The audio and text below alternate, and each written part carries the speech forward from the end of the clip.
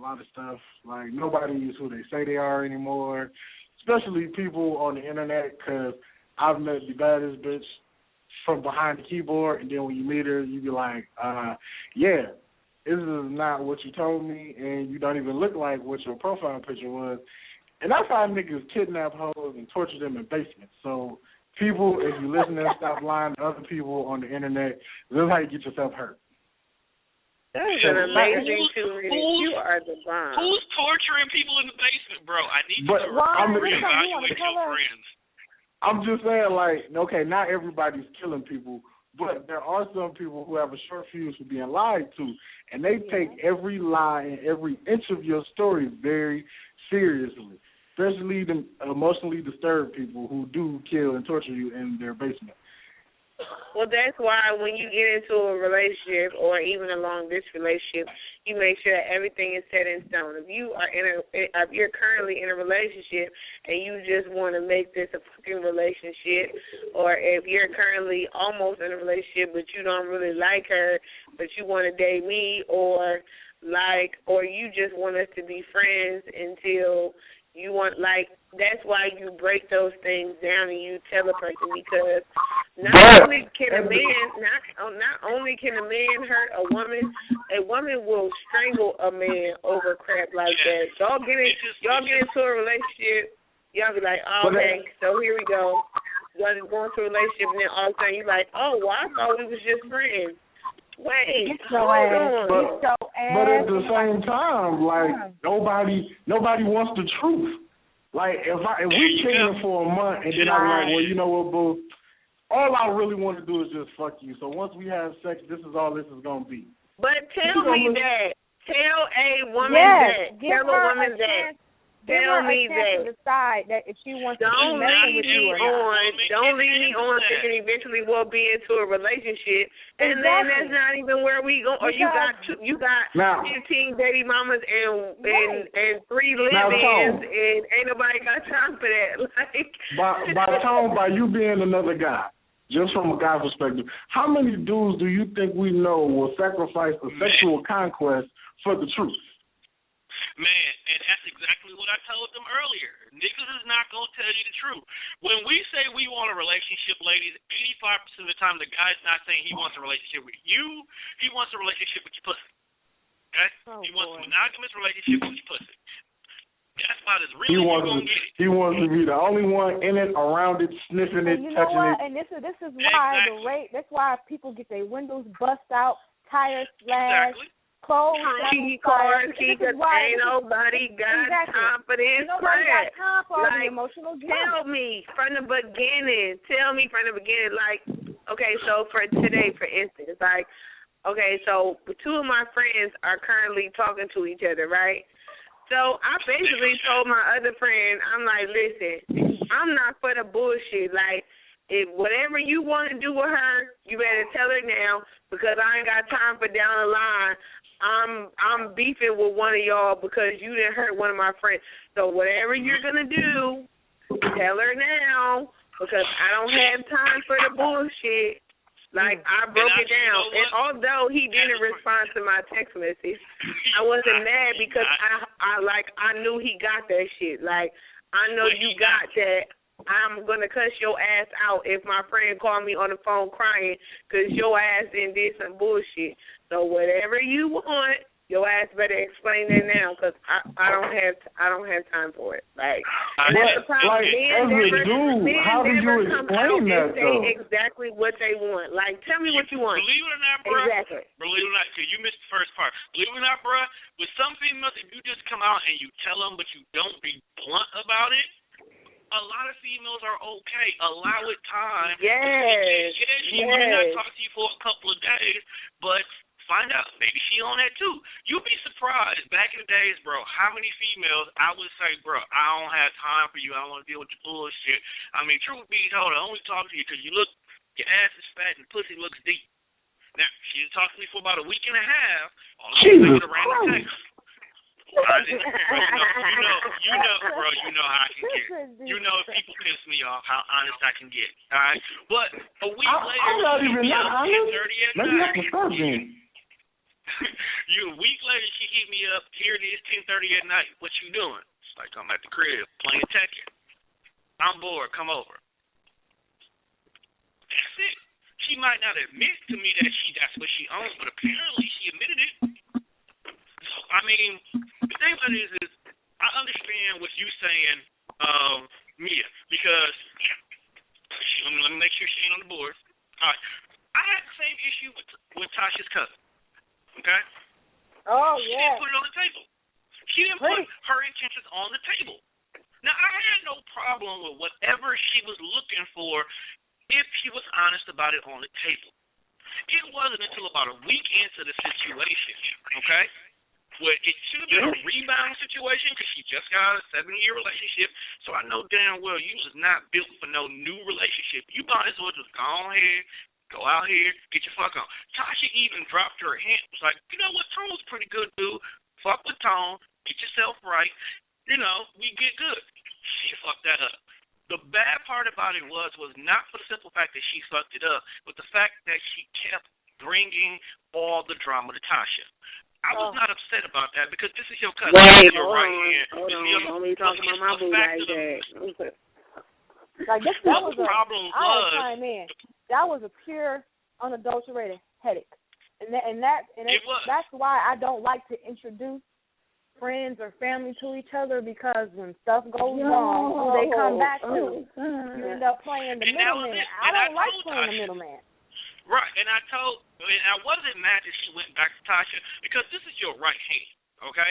I was mad was hearing stuff you telling Tasha that you not telling me, because had you called and told me how you feel, how you looked at the situation, what you were thinking, it could have got rectified right away.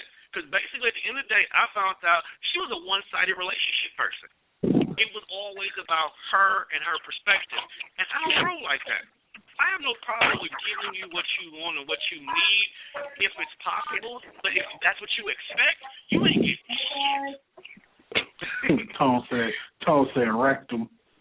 Man, you know what, bro? This is why you're not allowed on air outside your listen. So, Tasha, what do you think before our time is slowly winding up? Before we get off, we didn't get booked. You know what I mean? I want to talk about the difference per region about how men date. Oh yeah, you damn near talked about it because we kind of but not we really. Basically covered. We didn't go in depth to specifically say, okay, niggas in the South act like this. You basically did. What up? I'm loud. Calm down. I'm loud. Calm down. You over there? You passing me, bro? I'm playing Destiny on the game log while we doing this show, so I'm killing two birds with one stone. I can only really speak on my experiences here in the Midwest and in the South. The difference in that, because there is totally a difference. I've noticed that in the South, no matter where at, just down in the South, it's like the men are bred very differently. They court, they date, they romance their women. You know what I'm saying? And I can't sit here and say every man in the South, because I'm pretty sure no matter what the region, there's some fuck boys in every region. But I definitely want to say that the ratio compared to up here in the Midwest, where I don't know what is going on, it's like the men who date and romance are becoming damn near extinct. I don't know what's going on, because guys up here, and I can speak from up here, they not on that no more. Their idea of a date is coming over and laying up and watching Netflix and shit. Like, that's not a date. You build up to that. You know, the kicking it on the couch or kicking it in the room, you build up to. That's not a first date type of thing. That's not dating, okay? Guys have an issue taking you to Applebee's, taking you to Chili's and shit. So it's like, it's ridiculous. Like, they don't date anymore. Simple stuff. Like, that's simple very stuff. simple, inexpensive stuff. But so I think I can speak from all regions, like, because I've most definitely been, you know what I mean? Of course, I grew up in Milwaukee. I've lived in Baltimore. I've lived in Philly. And I've been here down in the South. And I think that down south, like Tasha said, the men are just read a little different. So the men are, like, for instance, they'll shoot their shot once, But once you turn them down, they're not going to keep sweating you about it. Like, they're not going to keep coming at you about it. Once they, you know what I mean, yo, girl, you know, hey, you know, whatever, however way they decide to come at you. Shorty, what your name is. They, you know what I mean, like, for instance, me and Tasha went out, when we went out while we were here, me and Tasha walked in, literally, and we were both dressed down. I had on chucks, some jeans, and a black shirt. Tasha had on some shorts, and we both did not have on heels. So we walked up to the bar and was about to order hookah. So automatically, a dude walks up, and he buys us both drinks. Didn't ask, didn't come at either one of us, like, any kind of way, and we didn't see him for the rest of the night. Yeah, he went on about his business. Bye. So when I say that men are breed a little different down here, down south, they are breed as pure D gentlemen. Like, I have a best friend. Well, I consider him as my best friend. I don't know if he feels the same, but I consider him my best friend. He's also He ain't gonna claim you. He's my daughter's godfather. So, like, even the way he handles me as his friend is totally different. You know what I mean? Like, the men down here are breed just completely different. They are. And I've got the kind of experience that, like, guys will speak, they'll say hi, but their intentions are not to get with you. They're just being cordial. Exactly. Right, so let me chime in as a northerner/southerner boy. A lot of it has to do with our upbringing. No, seriously, a lot of it has to do with our upbringing. It does. Southerners overall, due to our history as a whole, know that family is very important. I mean, let's be honest. If you have anybody that lives in the South, they at least maybe 3 to the 4th generation away from what was left of slavery. Not even trying to be funny, but it's true. So they know how the importance of having your family or being connected to your family is. Meaning, you have a big mama, okay? You have a mother who instills values in you because she learned from her dad. They have family orientations, okay? Whereas up here, you got tons, and I do mean tons, of single-parent households. So you got men who never got raised properly. You do. Yeah. The whole concept of a village, it takes a village to raise a family, that literally is the mind state of most people down south, period. Whereas up here is, if you ain't in this house, I don't get no fuck. Okay? Yeah. So because of that, they know how to treat them. And plus, one thing that my grandmother taught me, she said it one time, and it's stuck in every man's mind in my family, with the exception of my cousin, but he was a knucklehead, so he don't listen. It was, treat the woman like you want your mother, sister, or auntie to be treated. If you do that, number one, regardless of how she behaves, you will still always have face value. I'm the kind of dude, I go out, if y'all are my peoples, or I know you, you ain't got to come with me. If I'm buying a drink, you got a drink too. I don't need nothing from you. I don't want nothing from you. I'll ask you, what you drinking on? You only want water? What the hell's your goddamn problem? You want more water? I'll get you water. I like when you came out, too. Everybody likes when I come out until I look at my bank account, and I don't like none of you niggas, all right? But that's just how I am. If you my people, you my family, all right? You're not just somebody I know, all right? Juan can contest to that. Me and Juan started kicking it. It went from there. We family now. Bro, I look out for him in a heartbeat. All right? That's just how I am, period. So when it comes to relationships, I have the same mind state with the person that I'm with. I will look out for you. We don't even have to be together anymore. I'm still going to look out for you as long as you don't abuse it, okay? That's when I cut you clean the fuck off and will hate you for life. And that's hard for me to hate people. But there's people I should hate that I won't ever hate. Like, I can't hate them. It's just not in me. But if you abuse my kindness, then I would disown you.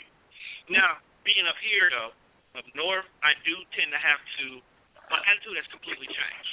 I've gone from being the nice guy, the person who looks out for everybody, the one who is going to be your friend to the end, to the proverbial asshole. Okay? Can we get a time check? Okay. So, fuck the time check, nigga. This is America. It's my shit.